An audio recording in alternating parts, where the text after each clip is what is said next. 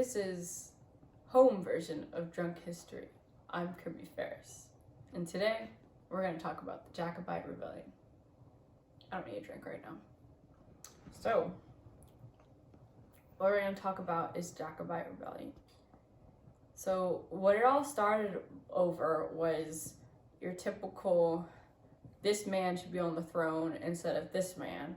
Because at the time, I don't even know what king was in England, but probably a Henry, there's too many of them. However, where was I? So at the time, England was in complete control of Scotland. They were, not as in now, because now there's the UK, but England was Scotland. And they were like, Scottish people were trash to the English. So, they're like secondary citizens, clearly, because they weren't English. They're so posh. And the Scottish are like, you want to go for a duel? No, that was pretty English. What if I did this all in an accent? Anyways, where was I? So, before the Jacobite Rebellion, there were people called the Dragoons who were stationed, English military stationed in Scotland. That was keeping charge of, making sure, basically just being dicks in Scotland. And so they were just, I wouldn't say raping women, but they were like stealing from them and like whipping them and basically just like being the government, and just, what's the word? Dictating like their own punishments for stuff that wasn't really under the king's crown. You are so bored right now. It will, I promise, might get interesting, but it's history. So I find it very interesting. But anyways, Dragoons were dicks. And then there were these secret Jacobites that were like, yo, the Dragoons are dicks. I hate England. This other person, I believe his name was Edward or something, but he was a Stuart. There was this guy who was a Stuart, and they were like, yes, you should be our king. We should have this Scottish dude be our king instead of this dumbass English guy who we don't even like. And so this Jacobite thing starts happening because they're like, we need to have the Scottish king, even though they'd really never ever been to Scotland. They'd always been in France because they were safe there. So the oddest thing was that the man doing the most fighting was his son, Bonnie Prince Charlie is what they called him, which Bonnie means cute. I don't know why, but he was like, oh, little Prince Charlie. But he was in charge of the Jacobite Rebellion, in a sense, so he was fighting for his father. So he is just this wealthy dude that has been in France this whole time, doesn't know about Scotland, who are just like super manly men, especially in the Highlands. Not in Edinburgh. That was good. Where am I at again? Right. So he's trying to like round these troops, and then the Jacobites, there's like a secret guy, and the big thing was that you needed clans. So there's this thing called clans, which is basically like families, but like big families. So there's the Mackenzies, and then, which was like the big ones, and there's the McDougals, and anyway, so they're in charge of like 1,000 people. And the thing you needed to do was get these clan leaders on board, because if you got the clan leaders on board, then you got all their people on board. So like you really need to go clan by clan to build your army. Where was I before I was talking about the clans? Bonnie Prince Charlie? Bonnie Prince Charlie, right, had no military experience. So it was really up to Scottish to figure this shit out. And I don't really, like, I get, like, the Dragoons were, like, mean, and, like, the English are mean to them, but, like, why did they trust this one guy? I don't think they did, but you know, he was number one, so like he went through all the plans. But anyways, he was hiding out in France, and the secret was they needed a lot of money because you can't fight a war without money. So they had some backers, and then they slowly like rounded up like alms in a sense. What is alms? Is what you do at church, right? Yeah.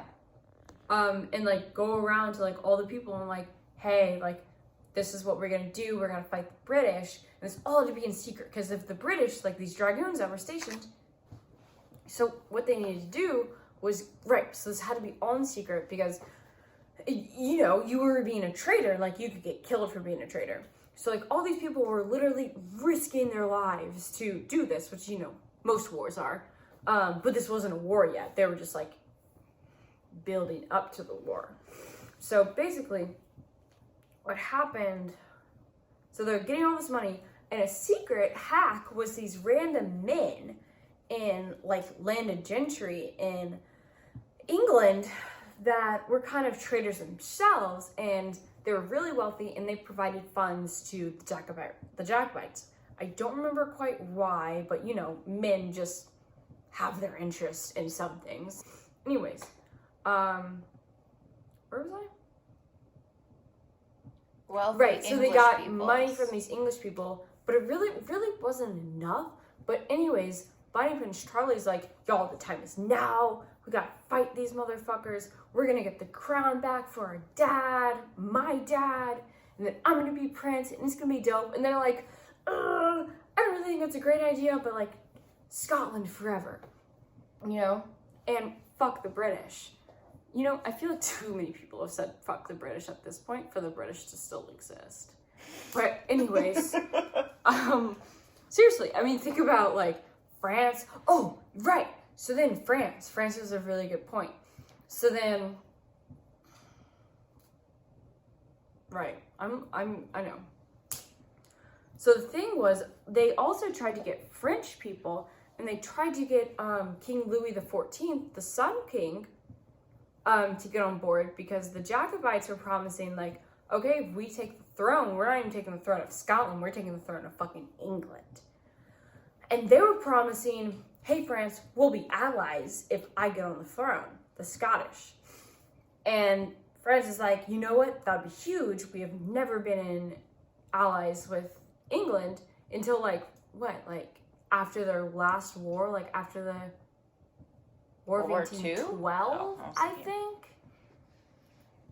The War of 1812 had to do with, we won the War of, America won the War of 1812 mainly because the British were fighting France at the same time. Mm-hmm. So I think maybe after the War of 1812 we stopped. France and England were like, y'all, this has been about 1,000 years. I guess we'll give up on fighting each other all the time. So friends, allies. But anyways, back to the 1700s. So the Jacobite rebellion starts around, and this is what I mean about fighting. So 1745, it starts, ends in 1746. Sad. Didn't last that long because, you know, the Scottish were like, because they didn't have enough money. And, you know, England had been working on fighting wars for about 500 years. And the Jacobites were like, yeah. You know, it's kind of like a Western out there for them. They're like, wah, I'm a wild man. I can beat you. But anyways, what was I talking about? 1745. Also, war really starts in 1745 because the British were like, oh shit, these people are trying to fight us now. Like, for reals, like, we've been on, like, our toes this whole time, but now they're actually trying to fight us.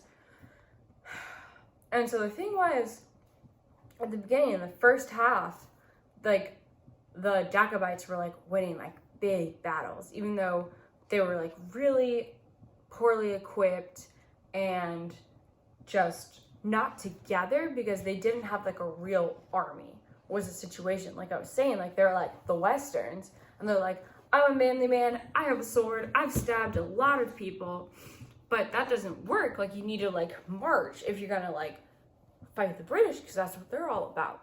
So they were really poorly trained army, but they kind of got it together, and they were like winning the first few times because they're fighting on Scottish land, although there were a few invasions of England. So they're fighting on Scottish land for the most part, and they knew the land, which is their main advantage. And they won a lot of early battles. Like, I'm pretty sure they won Edinburgh. It was called Frankirk, I'm pretty sure. But then it all ended in 1746, I believe, in the Battle of Culloden. And it was fought at Culloden Moor. And the issue was that all of Bonnie Prince Charlie's advisors, Scottish advisors, were like, hey dude, bad sitch, should not do it. Culloden Moor is an awful place to do it. We will be exposed. We will die immediately. And he's like, no, the time is now. We must take Scotland now. And his big thing was that God was on his side. So he was like, God will bring us through this war. Bonnie Prince Charlie got out of the war. He was completely safe. Although he did fight, which I commend. So yes, this is in the Highlands now. So they're at Culloden Moor, which you can imagine just a moor in general is boggy and wide open. So yeah, the Jacobites go charging in and they just get slain by the British. And that was effectively the end of the Jacobite rebellion. And after that, there were a lot of course, traitors to the English throne. So they were thrown into prison. And these prisons, conditions were awful, of course. But some of the lesser, not like the, give me some ranks, not like, I'm sure they didn't call them lieutenants, but like the high-ranking military officials that were above the Jacobites, so basically just like the main dudes, like the privates or shit, like we'd call it now. They were still in jail, but they got sent to the colonies, because remember, 1746, colonies.